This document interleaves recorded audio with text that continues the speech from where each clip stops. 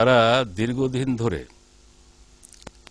দলীয় রাজনীতির সাথে সম্পৃক্ত এবং দলকে গড়ে তোলার ক্ষেত্রে যাদের অবদান আছে, হঠাৎ করে উড়ে এসে জুড়ে বসা কালো টাকার মালিকদের বিভিন্ন দলে যোগদান এবং নির্বাচনে যাওয়া, এই নিষ্ঠাবান পরীক্ষিত রাজনৈতিক কর্মীদের পথে একটা বড় অন্তরায়। এই ব্যাপারে বড় বড় রাজনৈতিক দলগুলোর দলীয় কমিটমেন্ট হওয়া দরকার এবং আন্তদলীয় একটা জেন্টলম্যান এগ্রিমেন্ট হওয়া দরকার। এটা হলে আমার মনে হয় আমরা এই সমস্যার মোকাবেলা করব। আরেকটা সমস্যা যেটা দেখা দিয়েছে সেটা হচ্ছে যে আপনার এই যে আমাদের যারা ব্যুরোক্রেটস আছেন, আমলারা আছেন, অনেকে দেখা যাচ্ছে তাদের যখন রিটায়ারমেন্টের সময় আসে তারা লাস্ট 4-5 বছর তাদের এলাকায় যাচ্ছেন, সরকারি অর্থ তহবিলে আপনার এগুলো উন্নয়ন করছেন, তারপরে তারা সরকারি চাকরি ছেড়ে যে কোনো একটা দলে তারা জয়েন করছেন। এটাতে দুটো জিনিস হচ্ছে। একটা জিনিস হচ্ছে যে সরকারি অর্থে অর্থাৎ জনগণের অর্থে তারা তাদের নিজেদের রাজনৈতিক কর্মকাণ্ডে লিপ্ত হচ্ছেন। আরেকটা হচ্ছে যে এই মানে ইয়েটা ব্যুরোক্রেসিটাকে কিছুটা দলীয়করণের দিকে নিয়ে যায় তখন। তো এই সম্পর্কে এদের অনেকে আজকে একটা কথা উঠেছে, যারা রিটায়ার করবে সরকারি আমলা তাদের অন্ততপক্ষে 5 বছরের একটা gap before getting a nomination. এই যেই কথাটা উঠছে আমি মনে করি এই পক্ষে আরো জনমত সক্রিয় হওয়া উচিত।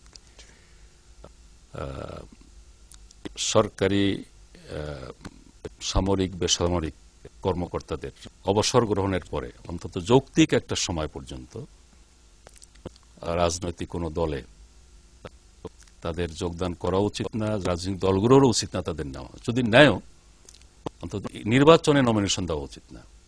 কাজ করলো, আমরা যেমন নিচের থেকে কাজ করে করে এই জায়গায় আসছি, তারা কিছুদিন কাজ করুক, তারপরে দেশের নাগরিক হিসেবে তাদের রাজনীতি করার অধিকার আছে। কিন্তু চাকরি থেকে অবসর নিয়েই রাজনৈতিক দলের টিকিটে নির্বাচনে যাওয়া, এই সুযোগ থাকার কারণে যে কাজগুলো হচ্ছে বলে আপনি বলছেন, এগুলোকে নিয়ে কিছু অপ্রীতিকর ঘটনাও ঘটছে এবং এতে কিছু মানে সরকারি অবস্থানের একটা অপব্যবহার হওয়ারও আশঙ্কা থেকে যায়।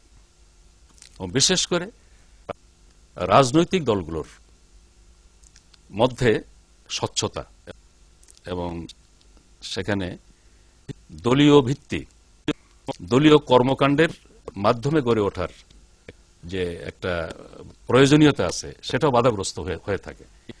কাজেই আমার মনে হয় আমাদের সুশীল সমাজ অনেক কথা বলেন, অন্তত এই কথাটাকে আর একটু মানে হাইলাইট করে নিয়ে আসতে পারেন, যাতে করে এর পক্ষে একটা জনমত হয় এবং ভবিষ্যতে সরকারও বিষয়টা বিবেচনা করতে বাধ্য হয়। এগুলো আপনার আরেকটা জিনিস যেটা আছে সেটা হচ্ছে যে সুশীল সমাজ কিছুদিন ধরে তাদের একটা বক্তব্য নিয়ে এসছে যে সৎ নিষ্ঠাবান ব্যক্তি, যেটা অবশ্য আপনি বলেছেন যে দেয়ার শুড বি আরেকটা understanding between the political parties. এইটা সুশীল সমাজের যে বক্তব্যগুলো আছে সেটা আপনি কিভাবে নিচ্ছেন? নীতিগতভাবে কথা খুব চমৎকার এবং এটা হলে খুব ভালো হবে। এখন এই সৎ মানুষের ডেফিনেশন নিয়েও কথা থাকে, আর সুশীল সমাজের ব্যাপারেও কিছু কিছু লোকেরা কিছু কথাবার্তা বলছে। আমি সেগুলো বলতে চাই না। ব্যক্তি যেই হন বা গোষ্ঠী যেটাই হোক না কেন, ভালো কথাকে আমরা ভালো হিসেবেই মূল্যায়ন করতে চাই। সব দলের পক্ষ থেকে সৎ এবং যোগ্য লোকদের জনগণের প্রতিনিধি হওয়ার জন্য ব্যবস্থা করা দরকার। এই সুন্দর কথার সাথে আমরা একমত। তবে এই সুন্দর কথার ব্যাপারে কিন্তু সবাইকে আন্তরিক হতে হবে। আমাদের সময়ের কারণে আমাদের বোধহয় এখানে শেষ করতে হবে।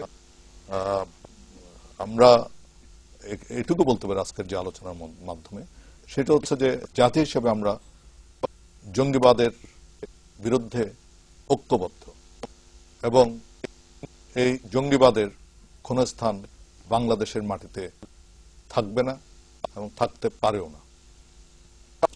আমরা আশা করব যে সমস্ত দল, রাজনৈতিক দলগুলো তারা ঐক্যবদ্ধ হবেন একটি সুষ্ঠু নির্বাচনের জন্য, একটি স্বচ্ছ নির্বাচনের জন্য, একটি বিশ্বাসযোগ্য নির্বাচনের জন্য, যে নির্বাচনের মাধ্যমে তারা আমাদেরকে উপহার দেবেন একটি কার্যকর সংসদ, যেই সংসদে সরকারি এবং বিরোধী দল একযোগে কাজ করতে পারবেন। বিরোধী দলের সেখানে কথা বলার সুযোগ থাকবে, সেখানে আলোচনা হবে আমাদের সাধারণ মানুষের যেসব সমস্যা আছে সেই সমস্যাগুলো নিয়ে, যাতে এই সংসদ একটি সুন্দর ভবিষ্যৎ আমাদের ভবিষ্যৎ প্রজন্মের জন্য উপহার দিতে পারে। ধন্যবাদ।